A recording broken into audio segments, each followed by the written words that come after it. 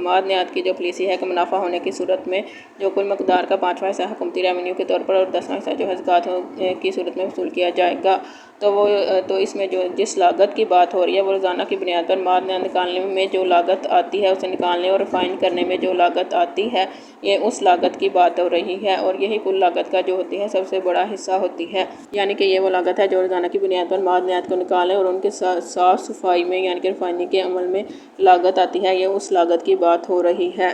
यानी कि ड्रिलिंग का खर्चा, ब्लास्टिंग का खर्चा, मादनियात को निकाल कर उन्हें क्रश करना, उन्हें पीसना और फिर उन्हें रिफ़ाइन करने का खर्चा और रिफ़ाइन करने से पहले जो कच्ची धात को रिफाइनिंग के प्लांट तक लेके जाने का ट्रांसपोर्टेशन का खर्चा होता है और इस सारे अमल में जो बिजली और पेट्रोल का खर्चा आता है। और मज़दूरी में जो है वो वाली मज़दूरी होनी है जिसका जो सीधा ताल्लुक़ है जो मादनियात की निकलने वाली मकदार से होता है। यानी कि जो वहाँ पर मशीन ऑपरेटर्स काम कर रहे होते हैं और जो मज़दूर होते हैं वो अगर ज़्यादा होंगे तो ज़्यादा जो है मादनियात की मकदार को निकाला जा सकेगा और फिर ज़्यादा जो मादनियात की मकदार है उसको जो साफ़ सफाई का अमल है वो किया जा सकेगा। और अगर ये मज़दूर जो है कम होंगे, मशीन ऑपरेटर्स और दूसरे मज़दूर जो हैं, तो फिर मादनियात की निकलने वाली मकदार जो है ये कम होगी और जो फिर मादनियात के साफ़ करने का अमल है वो भी कम होगा। इन मज़दूरों पर आने वाली लागत है ये इनकी इस मज़दूरी की बात हो रही है।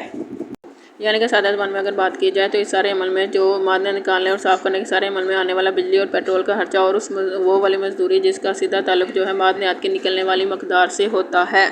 और ब्लास्टिंग के अमल में इस्तेमाल होने वाले मवाद का खर्चा और जो कच्ची धात को साफ़ सफाई के लिए प्रोसेसिंग प्लांट तक लेकर जाने का जो ट्रांसपोर्टेशन का खर्चा होता है वो ये सब इस रोज़ाना की बुनियाद पर आने वाली लागत में शामिल है।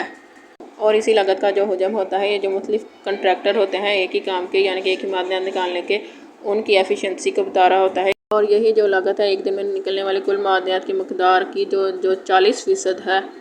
उसकी कीमत कवर कर लेगी तो ही जो मादनियात निकालने का माहदा है वो फ़ायदेमंद होगा। यानी कि जो किसी भी कंट्रैक्टर से किया जाएगा मादनियात निकालना तभी फ़ायदेमंद होगा कि एक दिन में निकलने वाली मादनियात का 25, 26, 30, 37 से लेकर 40% तक जो मकदार की कीमत है वो इस सारी लागत को कवर कर ले।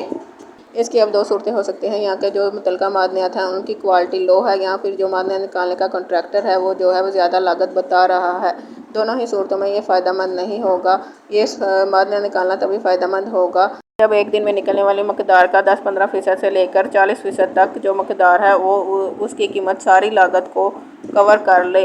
क्योंकि इस तरह फिर जो रिस्क है वो कम हो जाता है। यानी कि जो आने वाली लागत है अगर उसमें थोड़ा ज़्यादा इजाफा हो जाए यानी कि बिजली और पेट्रोल की कीमत में थोड़ा इजाफा हो जाए या फिर कम आदमी है तो उसकी कीमत थोड़ी बहुत कम हो जाए तो ये इस जो तब्दीली है इसको कवर कर लेगा, यानी कि तब भी मुनाफा होगा। और अगर ऐसा नहीं होता यानी कि जो लागत है वो 40% से ज़्यादा मकदार जो है वो कवर कर रही होती है तो फिर जो है ज़कात और हुकूमती रेवेन्यू जो है वो ज़्यादा कवर नहीं हो सकेगा, ज़्यादातर वो कवर नहीं हो सकेगा